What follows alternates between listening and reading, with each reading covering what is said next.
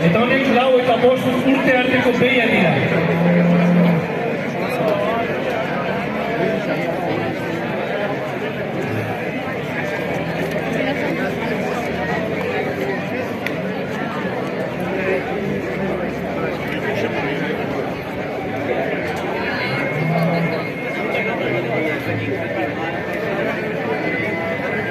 Pirineiko anasan, adarrei eta asko begiratzen daki moduen, blondan asko adarrakoan ikusten duzuez, edo adarrarekin arte pegantza, bolobilan, bizikleta karretako bizikleta moduko maniarranez, eta horregaitik ez da horren beste baloratzen adar kontua arraza honetan.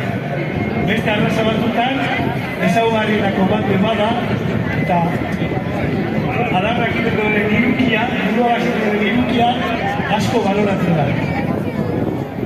Hemen, okela kontuak dira nagusi.